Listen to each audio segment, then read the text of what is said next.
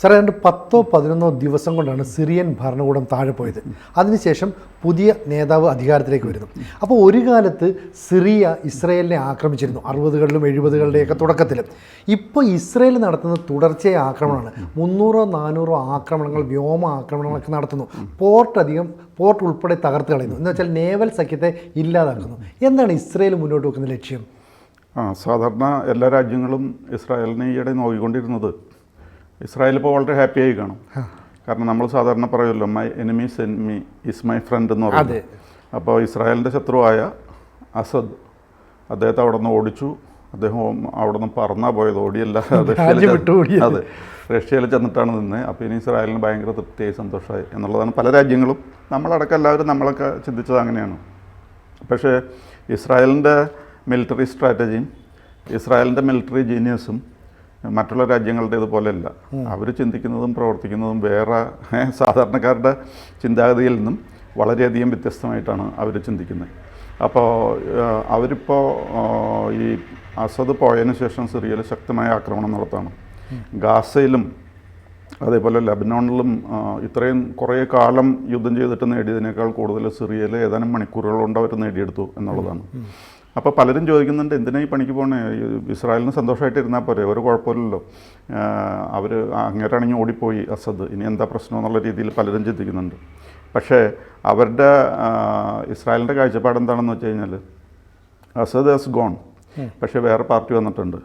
ആ പാർട്ടി എന്ന് പറഞ്ഞു കഴിഞ്ഞാൽ പണ്ട് കാലത്ത് അൽ ഖൈദയുടെയും അതേപോലെ IS-ൻ്റെയും അതേപോലെ ബാഗ്ദാദിയുടെയും അതേപോലെ സവാഹിരിയുടെയും ഒക്കെ ആരാധകരായിരുന്നൊരു ഗ്രൂപ്പാണ്. ഏതായാലും അവരുടെ സ്വഭാവം കുറച്ചൊക്കെ മാറിയെന്ന് ചിലർ പറയുന്നുണ്ട്. വസ്ത്രധാരണ രീതിയും മറ്റ് കാഴ്ചപ്പാടുകളൊക്കെ മാറിയെന്ന് പറയുന്നുണ്ട്. പക്ഷേ എന്തോരം മാറിയാലും ഈ can the leopard get rid of its spots എന്ന് ചോദിക്കും. പുള്ളിക്ക് ആ പുള്ളി മാറില്ലല്ലോ, അതെപ്പോഴായാലും ഉണ്ടാവും.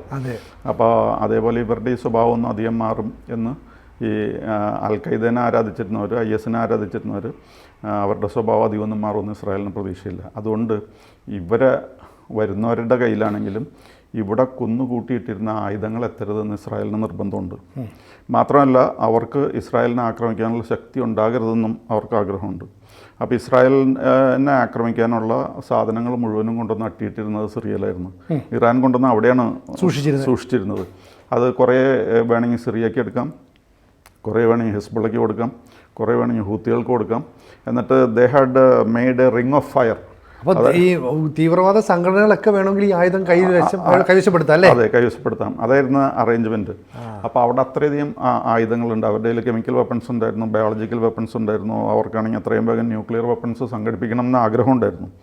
ഈ കെമിക്കൽ വെപ്പൺസ് ഉണ്ടായിരുന്നു എന്ന് മാത്രമല്ല, അവിടുത്തെ സ്വന്തം ജനങ്ങളുടെ മേലെ അത് ഉപയോഗിക്കുകയും ചെയ്തു.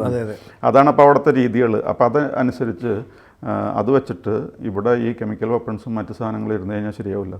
അതുകൊണ്ട് ഇസ്രായേൽ അതിഭയാനകമായ ആക്രമണമാണ് നടത്തിയത്. അവരൊരു 320 ടാർഗറ്റ്സ് ഇന്ന പ്രദേശങ്ങൾ, ഇന്ന സ്ഥലങ്ങൾ എന്നുള്ളത് അവർ ലക്ഷ്യമിട്ടിരുന്നു. ആ 320 സ്ഥലങ്ങളിലേക്കായിട്ട് അവർ ആക്രമണം നടത്തി. അതിന് ഏകദേശം 350 എയർഫോഴ്സ് ജെറ്റ്സ് ഉപയോഗിച്ചിരുന്നു. അതിങ്ങനെ നിർത്താതെ ബോംബിട്ടുകൊണ്ടിരിക്കുകയായിരുന്നു. ഡമാസ്കസ് തൊട്ട് എന്ന് വേണ്ട സാധാരണ ഉൾപ്രദേശങ്ങൾ വരെ, ടാർട്ടസ് എന്ന് പറയുന്ന അവരുടെ ഈ റഷ്യയുടെ ഉടമസ്ഥതയിലുള്ള ഒരു നേവൽ ബേസാണ്. അവിടം വരെ എല്ലാം എന്തെല്ലാം മിലിറ്ററി സാധനങ്ങളുണ്ടായിരുന്നു അതെല്ലാം അവരടിച്ചു തകർത്തു എന്നുള്ളതാണ്. പിന്നെ സിറിയനെ കാണുന്നത് കാര്യം ഇപ്പോൾ സീറോ റെസിസ്റ്റൻസ് ആണ്. ഇസ്രായേൽ എന്ത് കാണിച്ചാലും ഒന്നും ചെയ്യാൻ കഴിയില്ല അവർക്ക് ഇപ്പോൾ തൽക്കാലം. ഓർഗനൈസ്ഡ് പട്ടാളമില്ല ആ സാഹചര്യത്തിൽ. പക്ഷേ അവർ കാണുന്നത് വേറെ രീതിയിലാണ്. 1967-ൽ 1973-ൽ ഇസ്രായേലിനെ യാതൊരു കാരണമില്ലാതെ ആക്രമിച്ചതാണ്. 1967-ൽ എന്തുകൊണ്ട് സിറിയ ഇസ്രായേലിനെ ആക്രമിച്ചു എന്ന് പറഞ്ഞാൽ പ്രത്യേകിച്ച് കാരണമൊന്നുമില്ല. ബാക്കിയുള്ള അറേബ്യൻ കൺട്രീസ് ആക്രമിക്കുന്നു, അവരും ആക്രമിച്ചു. ഈ 1973-ൽ എന്തുകൊണ്ട് ഇസ്രായേലിനെ ആക്രമിച്ചു എന്ന് പറഞ്ഞാൽ ഈജിപ്തും കൂട്ടരൊക്കെ ആക്രമിച്ചു, അവരും കൂടി. അപ്പോൾ ഇസ്രായേലിൻ്റെ മേത്ത് എപ്പോഴെങ്കിലും കയറാം എന്നുള്ളതാണ് ഈ സിറിയയുടെ ഒരു സ്ട്രാറ്റജി ആയിരുന്നത്.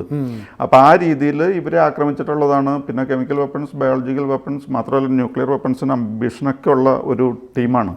അപ്പോൾ ഇവരെ വെറുതെ വിട്ട് കഴിഞ്ഞാൽ ശരിയാകില്ല എന്നുള്ളതാണ് ഇസ്രായേൽ കാണുന്നത്. അല്ലാതെ Israel my enemies my friend എന്നും പറഞ്ഞ് വെറുതെ ഇരുന്ന് കഴിഞ്ഞാൽ കാര്യങ്ങൾ ശരിയാകില്ല എന്നുള്ള ഒരു ചിന്താഗതിയുണ്ട്.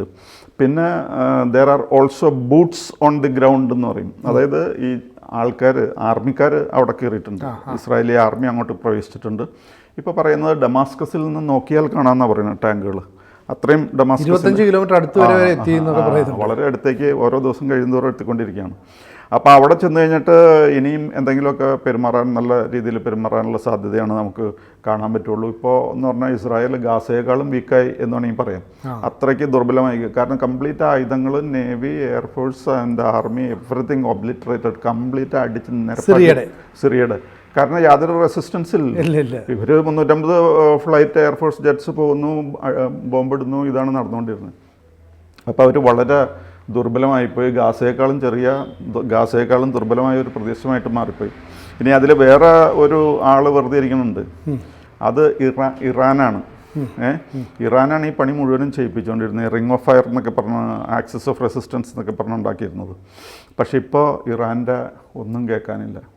ആരോ പറഞ്ഞ പോലെ ഇറാനിൽ നിന്നും ആകെ ഇപ്പോൾ കേൾക്കുന്നത് ചീവീടുകളുടെ ശബ്ദമാണ്. വേറൊരു ശബ്ദമില്ല. ചീവീടുകൾ രാത്രിയായി കഴിഞ്ഞിട്ട് അല്ലാതെ അവരാരും മറ്റേതായത്തുള്ള തൊട്ട് ബാക്കിയുള്ള എല്ലാവരും കിടന്ന് ഭയങ്കരം തീർത്തുകളയും എന്നുള്ള വർത്താനമായിരുന്നു. അതൊന്നും ഇപ്പം കേൾക്കാനില്ല. മാത്രമല്ല ഈ ഇറാൻ നോക്കുമ്പോൾ പഴയ റിംഗ് ഓഫ് ഫയറൊക്കെ ഉണ്ടായിരുന്നല്ലോ. ഇത് സിറിയ ഉണ്ടായിരുന്നു, ഹിസ്ബുള്ള ഉണ്ടായിരുന്നു, അങ്ങനെ പ്രഹൂത്തികളുണ്ടായിരുന്നു, അങ്ങനെ ചുറ്റിനും ആൾക്കാരുണ്ടായിരുന്നു, ഗാസ ഉണ്ടായിരുന്നു. എല്ലായിടത്തുനിന്നും ആക്രമിക്കാനായിട്ട് നല്ല സൗകര്യത്തിന് പരുവപ്പെടുത്തി എല്ലായിടത്തും സാധനങ്ങളും വെച്ചിരുന്നു. അതെല്ലാം അടിച്ചു തീർത്ത് ഇപ്പോൾ ഇറാനാണെങ്കിൽ ഈ അസദിനെ ഒരു തരത്തിലും സഹായിക്കാൻ പറ്റില്ല. അപ്പോൾ അതേപോലെ തന്നെ ഇപ്പോൾ ഈ സിറിയയുടെ ഇപ്പോഴും ആണെങ്കിലും ഒരു ഹിസ്ബുള്ളയില്ല, ഒരു ഗാസയില്ല, ഒരു ഹൂത്തിയില്ല, ഒരു സിറിയയില്ല, ഒന്നുമില്ലാത്ത അവസ്ഥയിൽ ഇറാൻ അങ്ങനെ ആകെ ചീവീടുകൾ മാത്രം കരയുന്നൊരു സ്ഥലമായിട്ട് മാറി. മനുഷ്യശബ്ദം അവിടെ കേൾക്കാനില്ല എന്നുള്ള അവസ്ഥയാണ് അവർക്കുള്ളത്. പിന്നെ കൂട്ടത്തിൽ there is no aerial defence. ഈ എയർഫോഴ്സ് ആണല്ലോ ഈ സാഹചര്യത്തിലൊക്കെ സഹായിക്കേണ്ടത്. പക്ഷേ ഇവർക്കിപ്പോൾ എയർഫോഴ്സ് പ്രാക്ടിക്കലി ഇല്ല എന്ന് പറയാം ഇറാൻ. അതാണ് ഇപ്പോഴത്തെ അവസ്ഥ. അപ്പോൾ they also have become very weak and naked എന്ന് വേണമെങ്കിൽ പറയുന്ന അവസ്ഥയിലാണ്. യാതൊരു തരത്തിലും ഈ അസദിനെ അവർക്ക് സഹായിക്കാനും സാധിച്ചില്ല.